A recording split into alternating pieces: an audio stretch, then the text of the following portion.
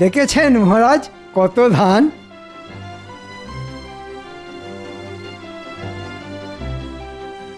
আহা, দেখলেও যেন চোখ জুড়িয়ে যায়। ঠিক বলেছেন মহারাজ, এবারের মতো ফসল মনে হয় আগে কখনো হয়নি। সবই মা ভবানীর কৃপা। মহারাজ আমি সব প্রজাদের বলে দিয়েছি, ফসল যখন এবারে ভালো হয়েছে তখন খাজনাও আগে ভাগে দিতে হবে। আর আগে ভাগে খাজনা পেলে নবাবের খাজনাও আমরা সময়ের আগেই মিটিয়ে দিতে পারবো। বাহ বাহ বাহ, খুব ভালো কথা, খুব ভালো। আমি সব সময় ভালো কথাই বলি মহারাজ, কিন্তু কিছু লোকের কান ভাঙানিতে আপনি আমায় ভুল বোঝেন মহারাজ।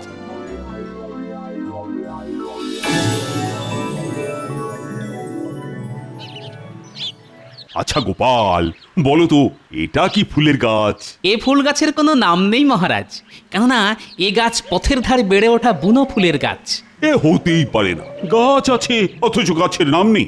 আসলে তুমি জানো না তাই বলছো। আজ তাহলে একটা কথা বলি, গোপাল অনেক কিছুই জানে না মহারাজ, কিন্তু এমন একটা ভাব করে যেন কতই না জানে। যতদূর মনে হচ্ছে এটা হচ্ছে গোকুল ফুলের গাছ। গোকুল ফুল? মহারাজ, গোকুল নামে পিঠে হয় শুনেছি, কিন্তু গোকুল ফুল না না, এটা আমার জানার মধ্যে পড়ে না মহারাজ। জানবে কি করে? তুমি তো আসলে ঘেঁচু জানো। আমি ঘেঁচু জানলে আপনিও মানকচু জানেন। কি এত বড় কথা, আমি মানকচু জানি? দেখেছেন মহারাজ, গোপালের আস্পর্ধাটা একবার দেখেছেন? আপনাকে মান কচু বলে অপমান করলো। এই গোপাল, তুমি তুমি আমার সামনে থেকে দূর হয়ে যাও তো। তোমার মুখ আর দেখতে চাই না আমি। তার মানে চাকরি থেকে তাড়িয়ে দিচ্ছেন? সে তুমি যা মনে করো তাই চাও। একটু ভোরকে দিয়ে যাচাই করে দেখি। ঠিক আছে, চলে যাচ্ছি। জানেন তো, বর্ধমান রাজা কিন্তু আমাকে নেবার জন্য হাত ধুয়ে বসে আছে। তাহলে যাই, বর্ধমানেই চলে যাই। হ্যাঁ হ্যাঁ, যাও যাও। কি ভাবছো তোমাকে ছাড়া কৃষ্ণনগর অন্ধকার? গোপাল সত্যি সত্যি বর্তমানে চলে গেলে তো খুব মুশকিল। মন্ত্রী, আমায় কথা বলতে দাও। শোনো গোপাল, চাকরি থেকে তাড়িয়ে দেবার কথা আসছে না, তবে মুখ দেখবো না যখন বলেছি, তখন কাল থেকে আগামী 3 মাস তোমার মুখ আমি দেখবো না। এই 3 মাস তুমি ঘরে বসেই মাইনে পাবে। বাবা, ঘরে বসেই মাইনে? তবে হ্যাঁ, ভালো ফসল হওয়ার জন্য আমি যে সকলকে মাইনে বাড়িয়ে দেবার কথা বলেছিলাম, তুমি কিন্তু সেটা পাবে না। শুনলে তো গোপাল, এবছর তোমার মাইনে আর বাড়বে না। এই হলো বাচালতার শাস্তি, বুঝলে? বাংলায় একটা কথা আছে জানেন তো, মানুষে দিলে কুলোয় না, আর ওপরওয়ালা দিলে ফুরোয় না। মহারাজ যতই দিন না কেন, তাতে আমাদের কারোরই ভালোভাবে চলে না। হ্যাঁ, কিন্তু ওপরওয়ালা দিলে সারা জীবন ফুরোবে না। আমি তাহলে চলি মহারাজ। হ্যাঁ হ্যাঁ, যাও, তুমি এখন আসতে পারো।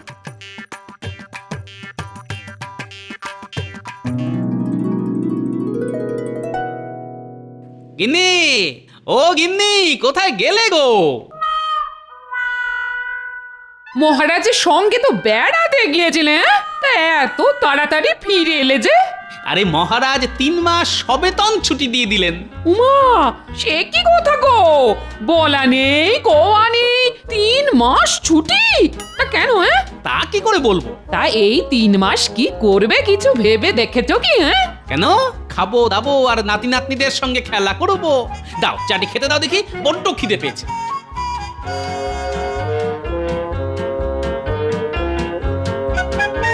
মহারাজ শুধু মধু ছুটি দিয়ে দিলেন, নিশ্চয়ই এর মধ্যে কোনো রহস্য আছে। কি জানি বাবা, এতদিন ঘর করেও মানুষটাকে ঠিক বুঝে উঠতে পারলাম না। ধুর।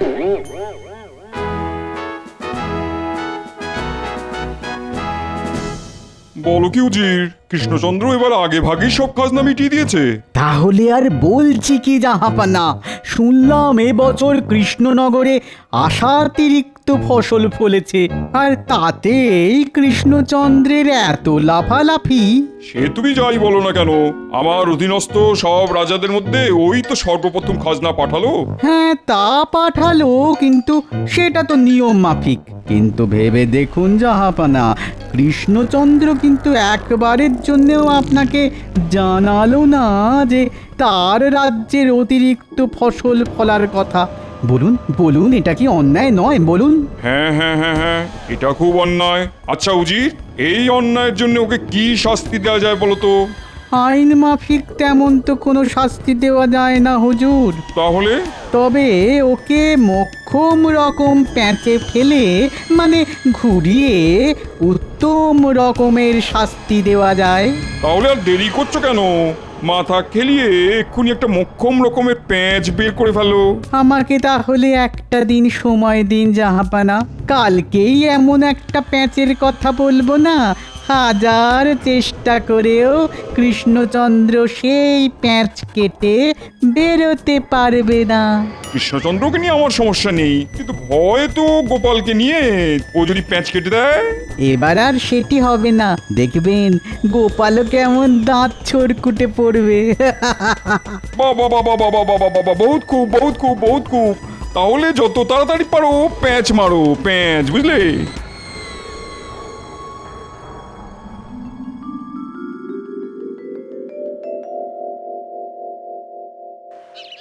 কই গো গিন্নি, আরে কোথায় গেলে? একবার এসে দেখে যাও কেমন বাজার করে এনেছি।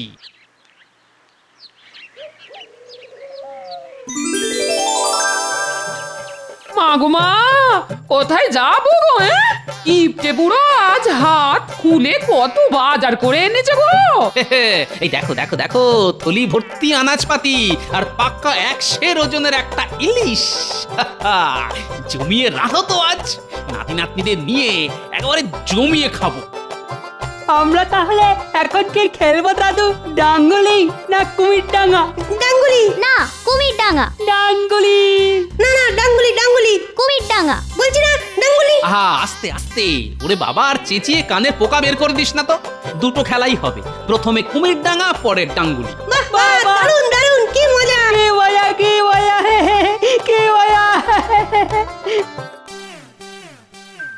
কাল বললো একটা দিন সময় দিন, তার মানে আজই তো সেই দিন। কিন্তু এত বেলা হয়ে গেল, উজিরের তো পাত্তা নেই। এসে গেছি জাহাপানা, এসে গেছি। সে তো দেখতেই পাচ্ছি। তা ওই প্যাঁচের কি হলো, প্যাঁচ? জাহাপানা বলছি আসলে কি হয়েছিল জানেন? আমার এই মাথার মধ্যে যে বুদ্ধির কৌটোটা আছে না, তার ঢাকনাটা কিছুতেই খুলতে চাইছিল না। মাথার মধ্যে বুদ্ধির কৌটো, তার আবার ঢাকনা? তার ঢাকনাটা খুলছে না, এখনো আটকে আছে? না জাহাপানা, অনেক কসরত আর বিস্তর টানাটানি করে শেষমেশ ঢাকনাটা খুলেছে। খুলেছে? বহুত খুব বহুত খুব বহুত খুব। বলো বলো বলো বলো বলো, ঢাকনা খোলার পর তার থেকে কি বুদ্ধি বেরিয়ে এলো? ঢাকনা খুলতেই তার থেকে হু হু করে বেরিয়ে এলো শুধু প্যাঁচ আর প্যাঁচ, প্যাঁচ আর প্যাঁচ, আর সেই প্যাঁচের পর প্যাঁচ গেঁথে এমন একটা প্যাঁচের মালা গেঁথে এনেছি না, যা ওই কৃষ্ণচন্দ্রের গলায় ফাঁসের মতো জড়িয়ে ধরবে। শুধু কথার জাল বুনো না উজির, প্যাঁচের কথা বলো। হ্যাঁ, এইটা বলছি।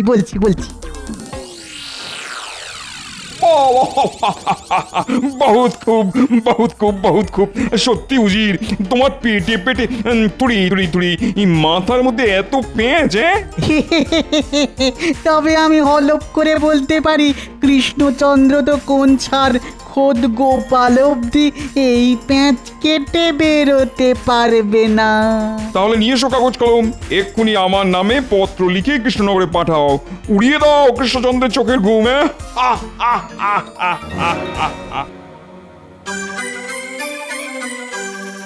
মহারাজ, আজ একটা সুখবর ঘোষণা করবেন বলেছিলেন। আরে করব এত তাড়া কিসে? আসলে মনের ভেতরটা বড্ড আনচান করছে যে। বাবা, একেবারে আনচান করছি। হ্যাঁ মহারাজ, সুখবরটা শোনার উত্তেজনায় বুকের ভেতরটা কেমন ধরপড় করতে শুরু করে দিয়েছে। থাক, এতই যখন ধরফর করছে তখন বলেই ফেলি, কি বলো? হ্যাঁ মহারাজ, বলুন। ভালো ফসল হওয়ার জন্য আমি সকলকে মাইনে বাড়িয়ে দেবার কথা বলেছিলাম, কি মনে আছে তো? আছে মহারাজ, মনে সেই কথা, এই হৃদয়ে আছে সেটা গাঁথা। তাহলে সভাকবিকে দিয়ে শুরু করি। আর সভাকবির মাইনে বাড়লো 10 টাকা। এই বাজারে 10টি টাকা তার যে বড় দাম, কিনতে পাবো মাছ মাংস আর যে পাকা আম। সেনাপতি, রাজবৈদ্য, রাজজ্যোতিষী আর রাজপণ্ডিত এই সকলের বাড়লো 15 টাকা করে। মহারাজের জয় হোক। বিজ্ঞানী ছুটিতে দেশে গেছে, ও ফিরে এলেই ওর বর্ধিত মাইনে আমি ঘোষণা করব। মহারাজ, গোপালের মাইনে? ওর কথা এখন থাক। সেই ভালো মহারাজ। তবে আমার কথাটা এবার বলুন, কত বাড়লো আমার? আর তুমি যেহেতু মন্ত্রী, তাই তোমার মাইনে একটু বেশি বাড়বে। তোমার মাইনে বাড়লো 20 টাকা। এ মা, মাত্র 20? কেন, আপনি কি ভেবেছিলেন মাইনে বাড়বে ঝুড়ি ঝুড়ি? এই তোমার থামা তো, থামা। সব কথায় কেবল হ্যাঁ হ্যাঁ করে হাসা। মহারাজ কৃষ্ণচন্দ্রের জয় হোক। আরে নবাবের দুধ যে, তা বলো কি খবর? নবাব এই পত্রখানি পাঠিয়েছেন।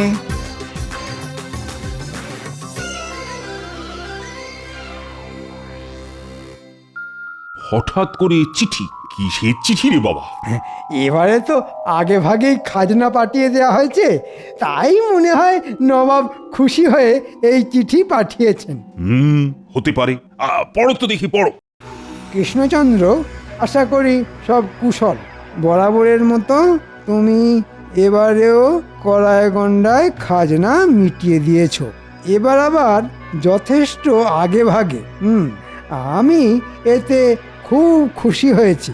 কি মহারাজ, বলেছিলাম না? চিঠিতে আর কিছু আছে কি? হ্যাঁ, এখনো কিছুটা লেখা আছে। তাহলে পড়ো। আমার অনেক দিনের বাসনা যে দিনের বেলাতে আমার প্রাসাদে কিছুক্ষণের জন্য হলেও যেন রাতের আঁধার নেমে আসে। দিনের বেলায় রাতের আঁধার? কি অদ্ভুত বাসনা রে বাবা। তুমি যদি খুবই স্বল্প ব্যয়ে আমার প্রাসাদে দিনে রাতের অন্ধকার নামিয়ে আনতে পারো, তাহলে অনেক ইনাম পাবে তুমি। আর না পারলে 5000 মোহর জরিমানা হবে, আর সেই সাথে 500 বিঘা জমিও কেড়ে নেওয়া হবে, আর সেই সাথে 5 সপ্তাহের জন্য কারাবাস। হ্যাঁ, বলে কি? দিনের বেলা রাতের অন্ধকার নামিয়ে না আনতে পারলে এইরকম শাস্তি? চিন্তা করবেন না মহারাজ, চিন্তা করবেন না, ও কিছু একটা হয়ে যাবে। কিছু হয়ে যাবে মানে? বলি, লেখাগুলোর মানে কি তুমি বুঝতে পেরেছো? আরে দিনের বেলা রাতের অন্ধকার নামিয়ে আনতে হবে। হ্যাঁ, তা তো হবেই। তা কি করে হবে? খুব সোজা ব্যাপার মহারাজ। প্যান্ডেলওয়ালাকে ডেকে নবাবের সমস্ত প্রাসাদের ওপর প্যান্ডেল বেঁধে দেব। ব্যাস, তাহলেই আলো ঢুকতে না পেরে দিনের বেলাতেই রাতের অন্ধকার। হ্যাঁ, কি মহারাজ, কেমন পাকাপোক্ত বুদ্ধি দিলাম বলুন? ঘিঁচু বুদ্ধি দিলে, কচু বুদ্ধি দিলে। কেন মহারাজ, খারাপ কিসের? বলি, নবাবের প্রাসাদের আয়তন আর উচ্চতা ভেবে দেখেছো? বিশাল ওই প্রাসাদকে প্যান্ডেল দিয়ে ঢাকতে গেলে ভিটে মাটি না চাঁটি হয়ে যাবে। আমার মাথায় একটা বুদ্ধি এসেছে। তাই না? তা বলো শুনি।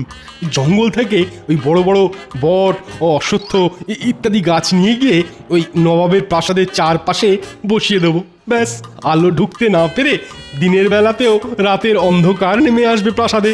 তোমার মুন্ডু আসবে। কেন মহারাজ? গাছ দিয়ে প্রাসাদের ধারগুলো না হয় ঢাকলে, কিন্তু প্রাসাদের মাথাটা ঢাকবে কি করে? তা মাথা দিয়ে আলো ঢুকবে না। হ্যাঁ, ওই মাথার কথা তো খেয়াল ছিল না। ঠিকই তো। বিপদের সময় তো কোনো কিছুরই খেয়াল থাকে না তোমাদের। অপদার্থের দল সব। যাও যাও, সকলে বাড়ি যাও তো, আজকের মতো রাজসভা বন্ধ। ও হ্যাঁ, যতদিন না নবাবের এই ঝামেলার ফয়সালা হচ্ছে, ততদিন কিন্তু কারো মাইনে আর বাড়ছে না। যা হয়ে গেল।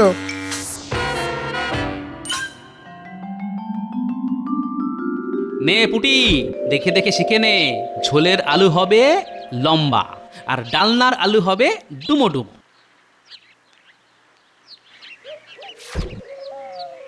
উমা, এ কি করছো? তুমি আবার আনাজ কাটতে বসেছো কেন? তাতে কি হয়েছে গিন্নি, বাড়িতে বেকার বসে আছি। নাও নাও নাও, এই ওঠো ওঠো, আমি যখন এসে গেছি তখন আমায় দাও। তাহলে কিছু খেতে দাও। আলু কাটতে কাটতে বুঝলে বড্ড খিদে পেয়ে গেছে। ও, আবার খিদে? দাঁড়াও দাঁড়াও, দিচ্ছি।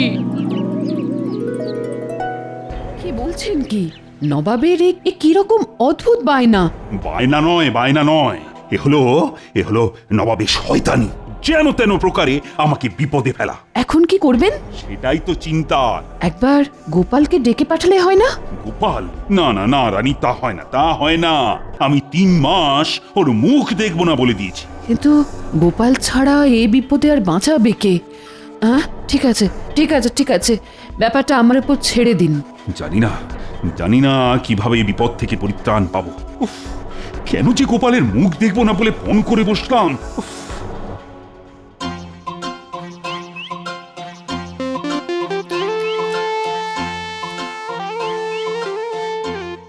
আরে রকি, খবর কি? তোমাকে একবার রাজবাড়ি যেতে হবে। ও, মহারাজ ডেকেছেন বুঝি? মহারাজ নয়, রানীমা বললেন খুব দরকার। হঠাৎ করে রানীমা ডেকে পাঠালেন কেন? ঠিক আছে, তুমি যাও, আমি মুড়িটা খেয়েই আসছি।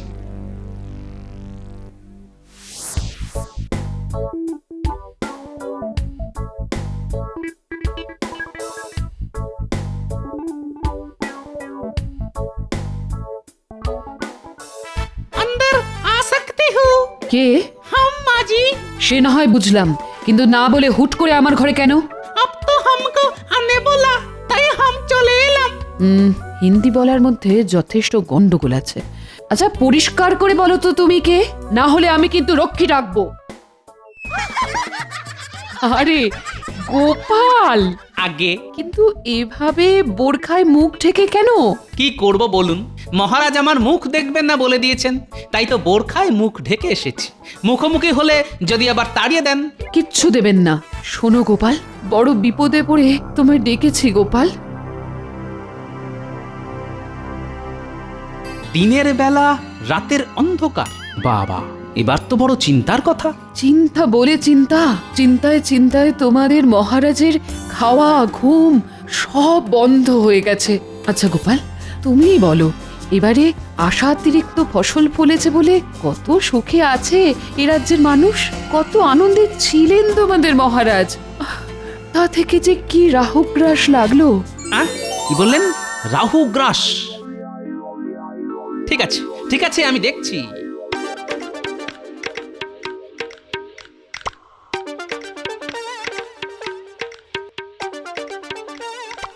রাজ্যতীষী বাড়ি আছেন নাকি? আরে গোপাল যে, এসো এসো এসো এসো, ভেতরে এসো, ভেতরে এসো।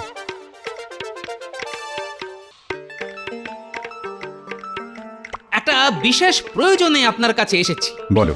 আচ্ছা, কাছাকাছি কবে সূর্যগ্রহণ লাগছে সেটা বলতে পারেন? দাঁড়াও একটু বসো, আমি একটু পঞ্জিকাটা নিয়ে আসি। হ্যাঁ,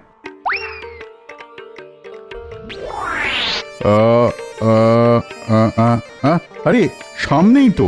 কবে? এই তো এই মাসের 22 তারিখ অমাবস্যা।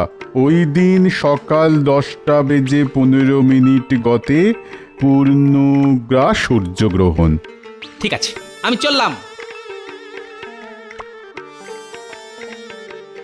কি ব্যাপার, ঝড়ের মতো এলো আবার তুফানের মতো চলে গেল, আশ্চর্য।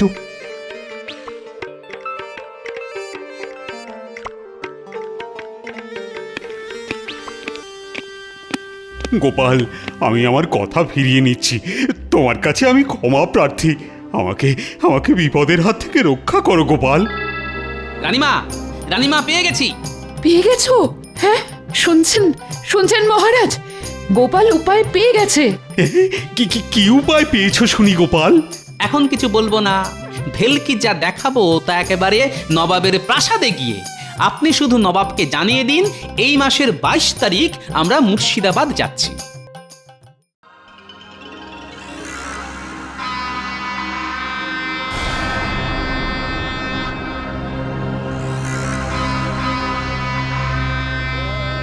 কি কৃষ্ণচন্দ্র, দিনের বেলা রাতের অন্ধকার দেখাতে এসেছো? তা সাজ সরঞ্জাম কোথায়? আছে হুজুর, সব ব্যবস্থা আছে, সময় এলেই দেখতে পাবেন। দেখতে পেলেই ভালো, আর তা না হলে কৃষ্ণচন্দ্র আর কৃষ্ণনগরে ফিরে যেতে পারবে না, সোজা গিয়ে ঢুকবে আমার কারাগারে। পুরো 5 সপ্তাহের জন্যে। জানি না গোপাল যে কি করবে।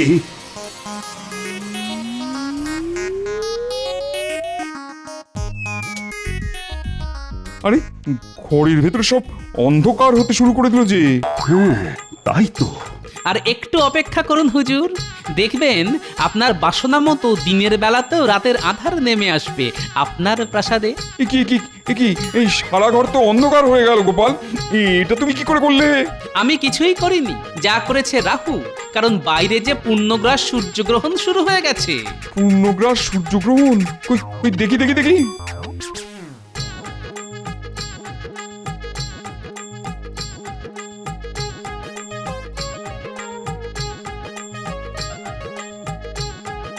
উজির, আজ যে পূর্ণগ্রাস সূর্যগ্রহণ, তুমি এটা জানতে না? মানে সূর্যগ্রহণের ব্যাপারটা তো ঠিক মাথায় ছিল না। কি জাহাপনা, আপনার বাসনা পূর্ণ করে দিলাম তো। না, তুমি কি করে পূর্ণ করলে? সূর্যগ্রহণ তো একটা স্বাভাবিক ব্যাপার। মানছি আপনার কথা, কিন্তু আপনার অস্বাভাবিক বাসনাকে চরিতার্থ করতে প্রকৃতির স্বাভাবিক ব্যাপারটাই যথেষ্ট নয় কি? তার উপর স্বল্প ব্যয়ে শুধু না, একেবারে বিনামূল্যে। তোমাদের বোকা বানাতে চেয়েছিলাম, কিন্তু গোপাল তুমি তো দেখছি আমাকে পুরোপুরি বেকুব বানিয়ে দিলে। উজির, আজ্ঞা করুন জাহাপানা। দুটো কাজ করতে হবে তোমায়। প্রথমত কৃষ্ণচন্দ্রের জন্য ইনাম নিয়ে এসো, 5,000 মোহর আর 500 বিঘা জমির দলিল। আর দ্বিতীয় কাজ? এরপর দূর হয়ে যাবে আমার চোখের সামনে থেকে। বারবার তোমার বুদ্ধিতে চলে গোপালের কাছে আমি পদে পদে হেরেছি। কি দাঁড়িয়ে আছো কেন? যাও। কৃষ্ণচন্দ্র, গোপালকে আমায় দিয়ে দাও। ওর মতন বিচক্ষণ বুদ্ধিমান যদি আমি পেতাম। সেটা কি করে সম্ভব জামাপনা? গোপাল যে আমার প্রাণ, প্রাণ চলে গেলে আমি বাঁচবো কি করে? ওর মাইনে বাড়বে না বলেছিলাম, এখন তো দেখছি মাইনেটা দ্বিগুণ করে দিতে হবে। যাক, কথাটা শুনো কান জুড়লো। শুধু মন্ত্রী মশাই যদি শুনতে পেত। বেড়ে বলেছো গোপাল, হ্যাঁ?